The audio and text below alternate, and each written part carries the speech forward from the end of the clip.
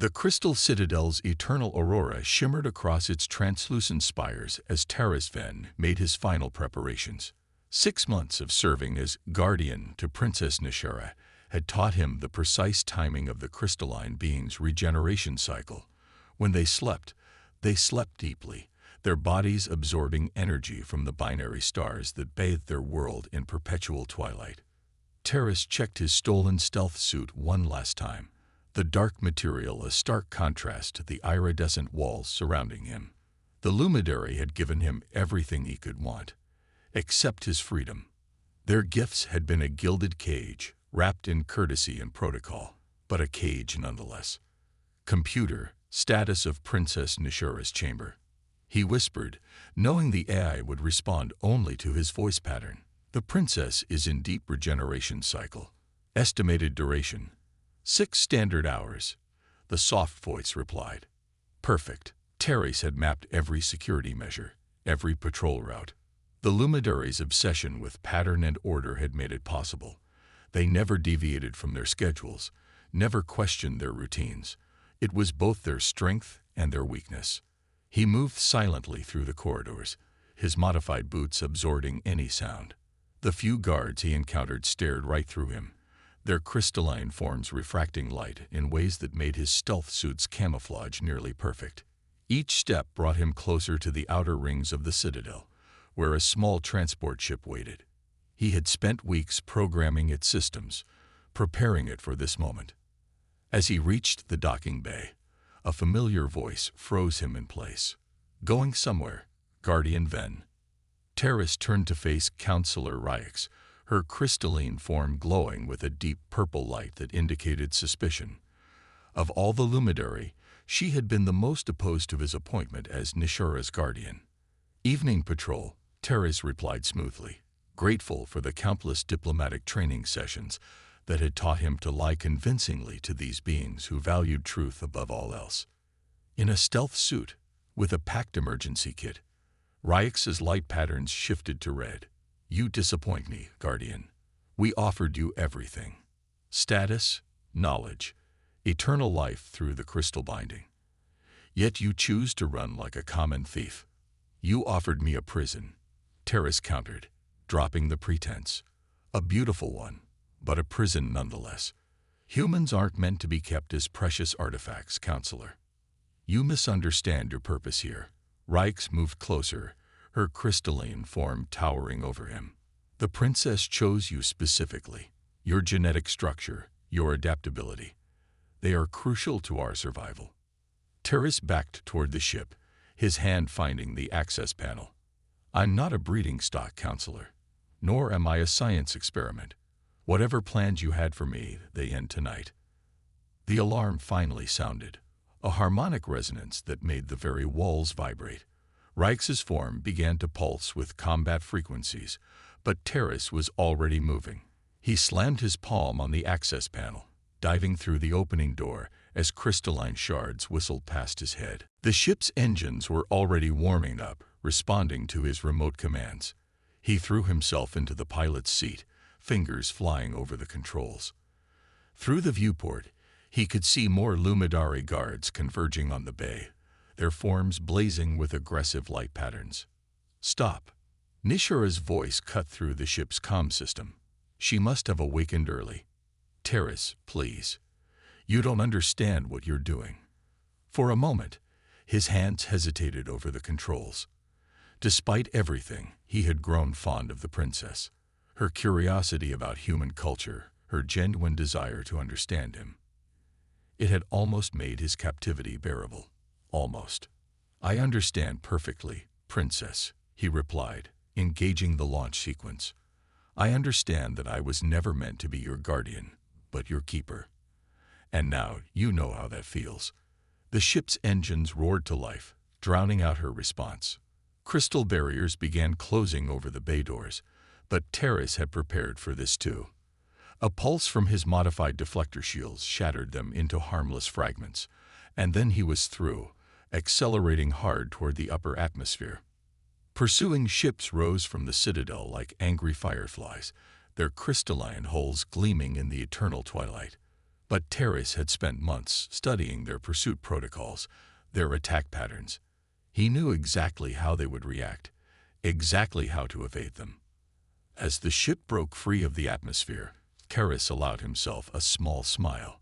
The Luminary had taught him so much about their technology, their culture, their ways of thinking. They never imagined he would use that knowledge to escape them. "Farewell, Princess," he murmured, punching in the coordinates for the first of several planned jumps. "I hope someday you understand why I had to leave."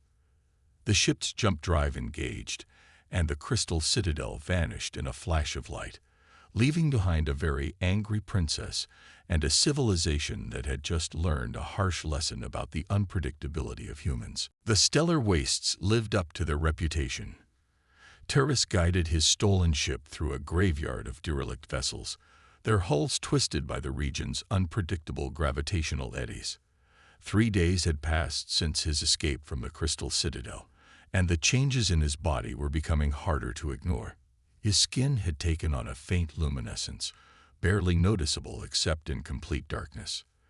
The doctors among the Luminary had warned him about the effects of their world's ambient energy, but he hadn't expected them to persist after leaving. More concerning were the dreams, crystalline landscapes, and whispered conversations in frequencies humans shouldn't be able to hear. The ship's sensors chirped a warning. Multiple vessels emerging from hyperspace, the computer announced. Luminary energy signatures detected. "Show me," Terrace commanded. The view screen filled with the elegant forms of Luminary pursuit ships, their crystalline hulls refracting starlight like atmospheric prisms. At their center was a larger vessel he recognized, the princess's personal transport. His fingers danced across the controls, plotting a course through the densest part of the debris field. The Luminary ships were faster, more powerful, but their rigid thinking made them predictable. They would follow optimal pursuit vectors, trying to herd him into a trap. But Terrace had spent the last 6 months studying their tactical doctrines, and he had no intention of playing by their rules. "Guardian Ven," Nishera's voice filled the cabin. "Your physiological changes have progressed too far. You require stabilization treatment within the next 48 hours, or the transformation will become irreversible." Terrace ignored her, focusing on threading his ship between 2 massive hull fragments. The pursuing vessels split up, attempting to cover all possible escape routes. Their formation was perfect, textbook even. Too perfect. "You're not just my guardian, Terrace," Nishera continued, her voice carrying an edge of desperation he'd never heard before. "You're the first human to successfully bond with our energy matrix. Your genetic adaptability could save our entire species by turning me into one of you." Terrace shot back, executing a tight roll to avoid a crystalline shard. "Did it ever occur to you to ask first?" The ship shuddered as a tractor beam tried to lock on. Terrace dove deeper into the debris field, using the gravitational distortions to break the beam's coherence. His sensors detected a new signal, a deep space trading post on the edge of the wastes. If he could reach it. A massive shape loomed out of the darkness ahead, a derelict dreadnought, its hull scarred by ancient battles. Terrace recognized its design from his military history studies. It was a Phantom-class vessel, notorious for its stealth capabilities. More importantly, its unique hull composition interfered with Luminary scanning technology. "Your body is changing whether you want it to or not," Nishera pressed. "Let us help you control the transformation. Please, Terrace. I don't want to lose you." For a moment, Terrace hesitated. There was genuine concern in her voice, and the increasing frequency of the crystal-bright dreams suggested she might be right about his condition. But then he remembered the careful way they had manipulated him, how every gift had been another chain binding him to their world. "You never had me to lose, Princess," he replied, then cut communications. Terrace piloted his ship into a gaping breach in the dreadnought's hull. The vessel's massive superstructure would mask his energy signature, giving him time to think. As he powered down non-essential systems, a gentle humming filled his mind, like crystals singing in frequencies just beyond human hearing. He found himself drawn to a particular corridor, following some instinct he couldn't explain. The dreadnought wasn't completely dead, he realized. Ancient systems still functioned, powered by something that resonated with the changes in his body. A door opened at his approach, revealing a chamber that made him catch his breath. Crystalline formations covered the walls, pulsing with a familiar energy. But these weren't luminary crystals. They were older, wilder, somehow more primal. "Interesting hiding place," a gravelly voice said behind him. Terrace spun to face a tall figure emerging from the shadows. Her skin was midnight blue, marked with bioluminescent patterns that shifted like starlight. "I am Kesra, guardian of this sanctuary. And you, human, are radiating enough crystal energy to wake the Ancient Ones." Terrace tensed, ready to run, but something in her posture told him she wasn't a threat. At least not yet. "You know about the crystal transformation. Child, my people were studying crystal bonding when the Luminary were still learning to harness starlight." Kesra moved closer, her patterns shifting to analytical frequencies. "But I've never seen a human carrying their energy matrix before." "Fascinating." Before Terrace could respond, the dreadnought shuddered. The Luminary had found him. Kesra's expression hardened. "They've grown bold, hunting within our territory," she growled. "Come. If you wish to understand what you're becoming, I offer you sanctuary. But decide quickly. Once the hunters arrive, I cannot guarantee your safety, from them, or from what dwells in the deeper shadows of this graveyard." Through the hull, Terrace could hear the harmonic resonance of Luminary boarding parties. Behind him, unknown mysteries and possible answers waited in the darkness. Ahead, a princess who claimed to want to save him, but whose people had turned him into something no longer fully human. The crystal song in his blood grew louder, urging him to choose. Deep within the ancient dreadnought, Kesra led Terrace through corridors where wild crystal formations pulsed with untamed energy.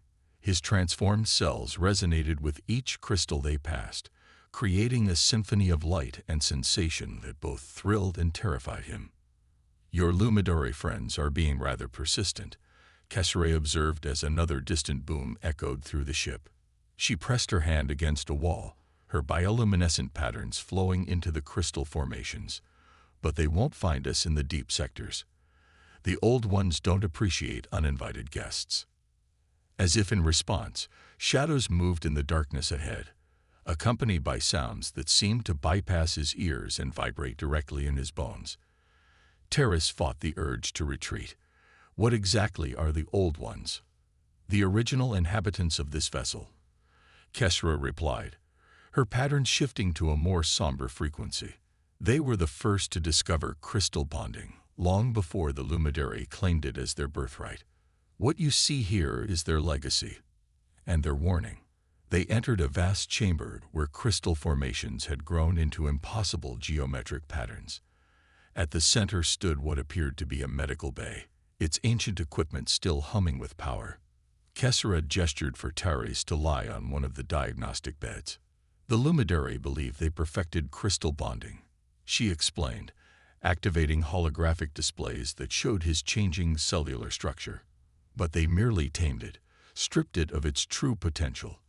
And now their rigidity is killing them."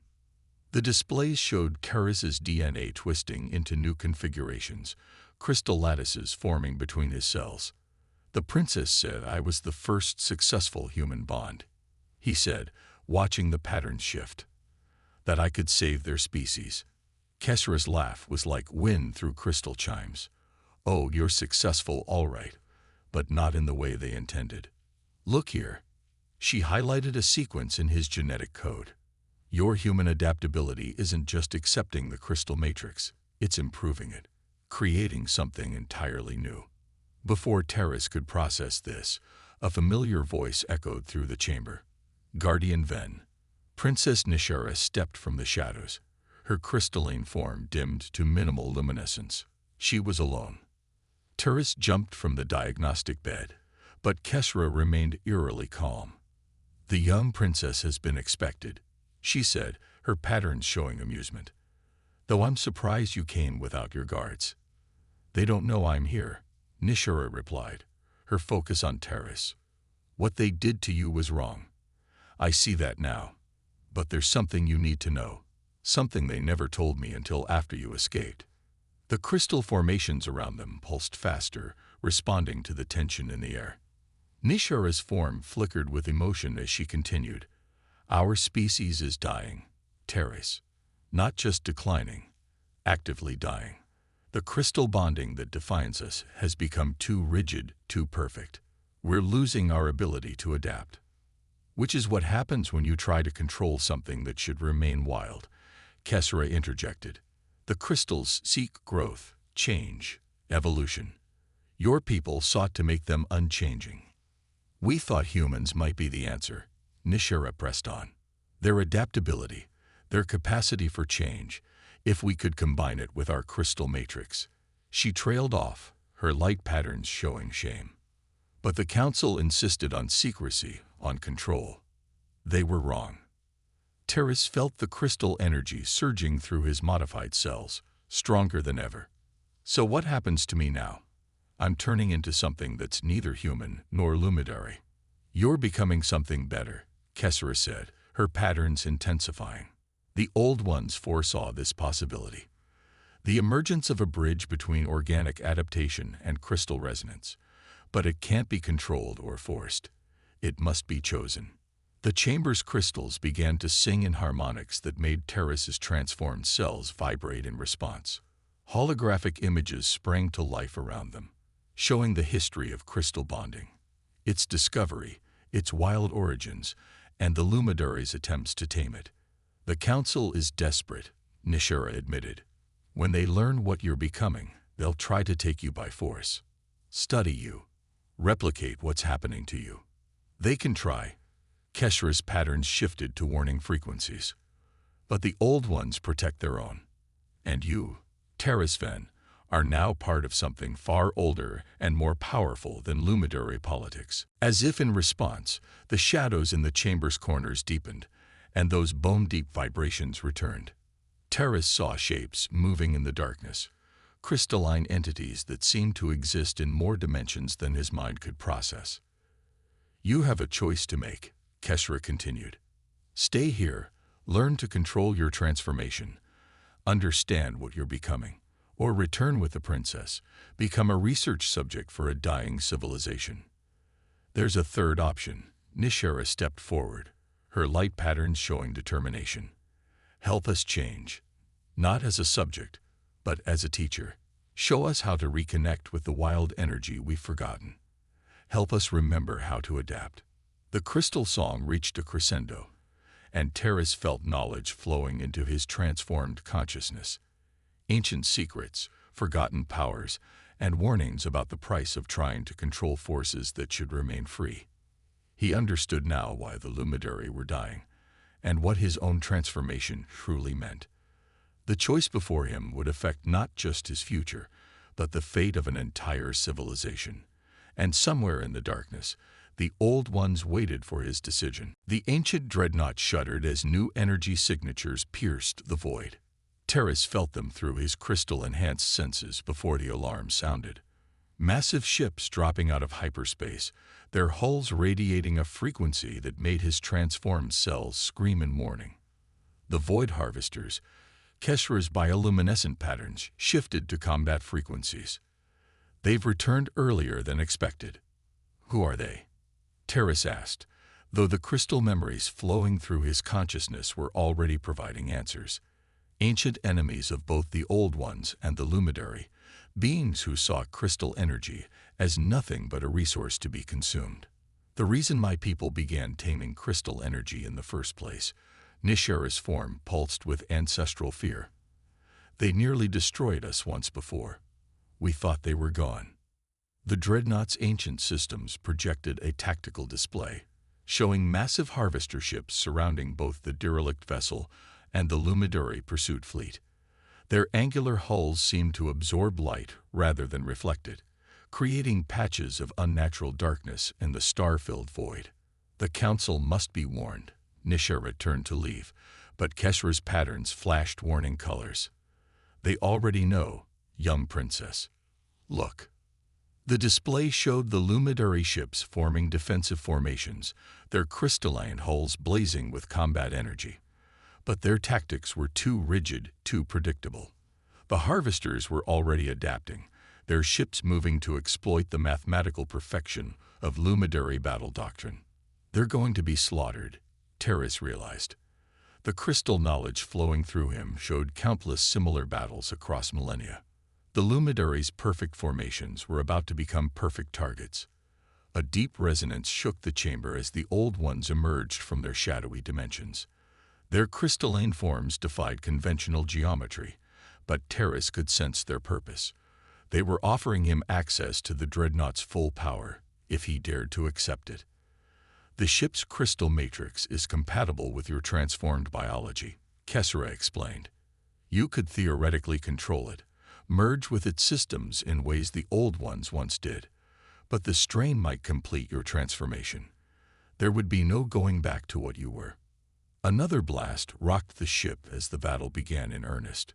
Through his enhanced senses, Terrace felt the first Luminary vessel die, its crystal matrix shattering under the harvester's weapons. Nishara's pain echoed through the crystal frequencies. Those were her people dying out there. What about the Old Ones? Terrace asked. Can't they help? We are bound to this place. The answer came not in words, but in crystal resonance, transmitted directly to his transformed consciousness. But you are free. Choose. The tactical display showed more harvester ships arriving.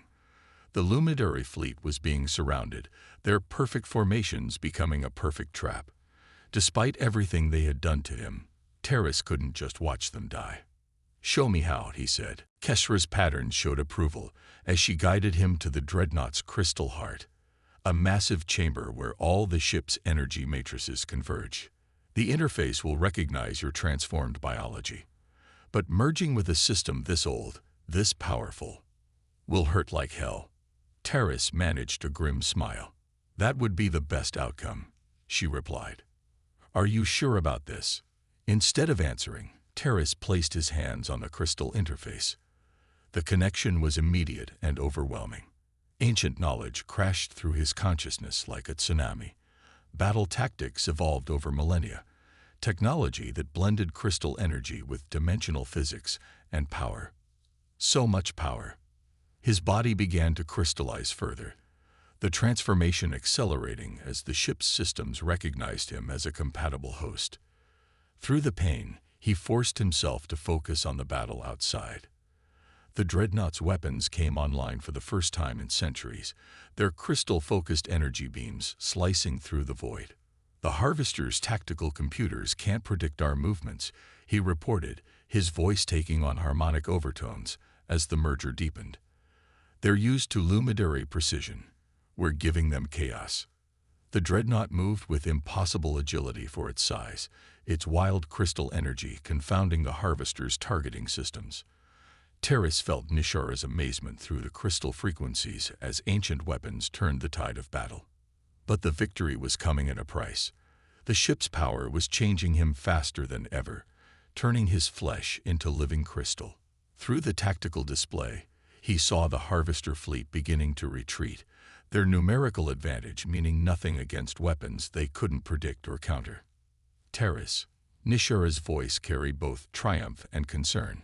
Your life signs are becoming erratic. You need to disconnect. Not yet, he gritted through crystalline teeth. Some of them are still in weapons range of your fleet. I can't let them escape to return in greater numbers. The Dreadnought's crystal matrix sang through his transformed cells as he pushed its ancient weapons to full power.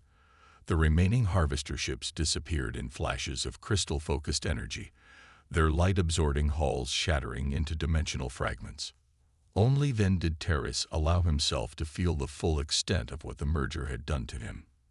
His human form was now more crystal than flesh, pulsing with frequencies that existed between conventional dimensions. He couldn't disconnect from the ship's systems. He had become part of them. It was the only way, Kessera said softly, her patterns showing understanding. The Old Ones knew this might happen. That's why they waited so long for someone like you. The Luminary fleet hung in space before them, their perfect formation shattered but their people saved. And in the crystal heart of an ancient dreadnought, a being who was no longer quite human and far more than luminary waited to see what would happen next. 3 days after the battle with the Void Harvesters, the ancient dreadnought hung in space near the crystal citadel. Terrace floated in the ship's crystal heart, his transformed body pulsing with frequencies that bridged multiple dimensions. Through the vessel's sensors, he watched the Luminary Council struggling to comprehend the changes he represented. "They're afraid," Nishara observed from her position on the command deck. She had refused to return to the citadel, choosing instead to serve as intermediary between Terrace and her people. "Not just of what you've become, but of what it means for them." Terrace could feel the fear in their crystal frequencies. His transformation had shattered their understanding of crystal bonding, proving that their controlled, rigid approach was merely a shadow of its true potential. "The Old Ones wish to speak," Kesra announced, her bioluminescent patterns rippling with ceremonial frequencies. The shadowy guardians emerged from their dimensional pockets, their crystalline forms now fully visible to the assembled luminary. "The time of isolation ends." Their voice resonated through crystal frequencies that made the citadel itself vibrate. "The cycle turns. Change comes, whether welcomed or feared." Through the ship's systems, Terrace projected himself onto the citadel's council chamber. His avatar shimmered with multidimensional energy, neither fully solid nor purely light. "Your civilization stands at a crossroads," he addressed the council. "The crystal binding that defines you has become a cage of your own making, but it doesn't have to remain that way. You suggest we abandon millennia of tradition." Councillor Reichs's form pulsed with indignation. "Return to the chaos of wild crystal energy." "I suggest you remember how to adapt," Terrace replied. His avatar shifted, showing them the ancient memories now flowing through his consciousness. "Your ancestors didn't fear change. They embraced it, used it to survive threats like the Void Harvesters. But somewhere along the way, you chose perfection over growth." Nishara stepped forward, her crystal form resonating with newfound purpose. "The human adaptability we sought to harvest already exists within our own matrix. We simply forgot how to access it. The Old Ones offer to teach us again," another council member asked, hope tinging their frequencies. "Better," Kesra's patterns showed satisfaction. "They offer to show you a new path, neither the rigid control you now practice, nor the pure chaos of wild energy, but a balance, a fusion, demonstrated by the one you once sought to cage." Terrace felt the crystal matrix of the citadel itself responding to his presence, recognizing in him a bridge between what was and what could be. "I cannot return to what I was," he said, his voice carrying harmonics that made every crystal structure resonate. "But I can help you become something new." "And the price?" Reichs demanded. "Understanding," the Old Ones answered through crystal song. "Acceptance that growth requires freedom. Change demands choice." The council chamber erupted in a cascade of light patterns as the luminary debated among themselves. Terrace watched through multidimensional senses as their rigid thought patterns began to shift, adaptation warring with tradition. "I choose to learn," Nishara declared, her crystal form pulsing with determination. She turned to Terrace, her frequencies carrying emotions that transcended simple categories. Not as a princess seeking to preserve her people, but as a student ready to grow. Others followed her lead, first the younger luminary, then gradually the elder council members. Even Reichs's resistance softened as she felt the living potential in the new frequencies Terrace and the Old Ones offered. "The transformation will not be easy," Terrace warned them. "You'll have to unlearn much of what you believe about crystal binding. But the reward is survival, evolution, freedom within form, change within pattern." The Old Ones moved through the chamber, their crystalline forms merging with and enhancing the citadel's matrix. "We will guide," they sang. "The bridge will teach. The students will learn. The cycle continues." Terrace felt his consciousness expanding further, touching both the ancient dreadnought and the living crystal of the citadel. He was no longer the prisoner they had sought to make him. nor simply the escapee he had tried to be.